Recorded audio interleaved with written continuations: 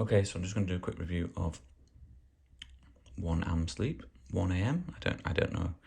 That name's a bit weird. It's kind of confusing for me. I'm Medulla. I hope you enjoy my art as much as I enjoy creating them.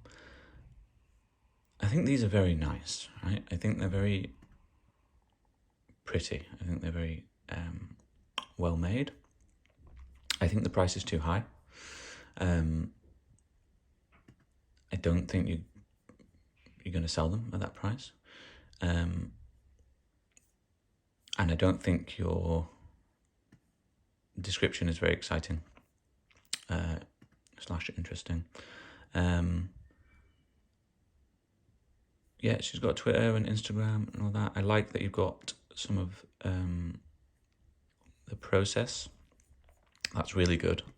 I like to see that so you can actually know that you're making them and you're not just stealing them from somewhere like lots of people do.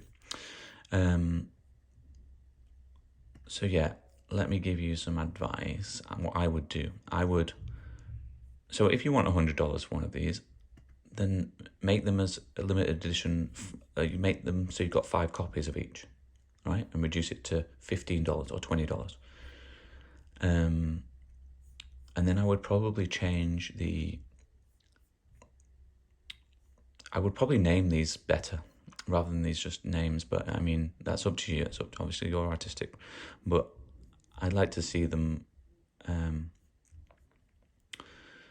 I'd like to see a slightly more interesting description. People like a story. They like a world and a story. I can see you've got a little bit of a description going on there. And people like to know, how many you're going to make in this collection. Okay, so you've got... you have one banner, one kind of I'm Sleep, and then people like to know that, okay, I'm going to make...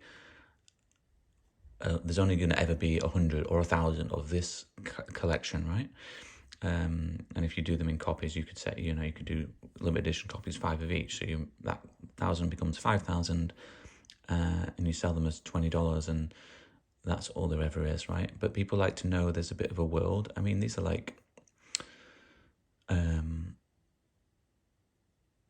it is a kind of world you're creating here, and I'd like to see you expand on that story and have and have more of that in here and in the title of the collection.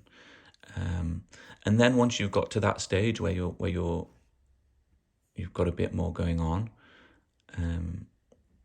maybe even a web. It's quite easy to knock up a Wix website for free and chuck up this stuff and have a little story and a bit of background about yourself as well. I think I also looked on your Facebook profile, and there's not a lot on here. Hang on, your main profile. And this always makes me a little bit suspicious.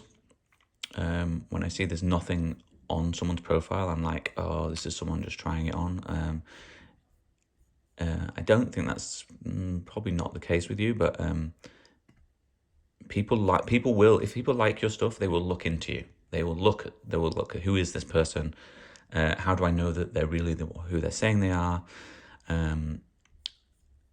So they want to see stuff like that. I mean, you've got an Instagram and a Twitter, which is great.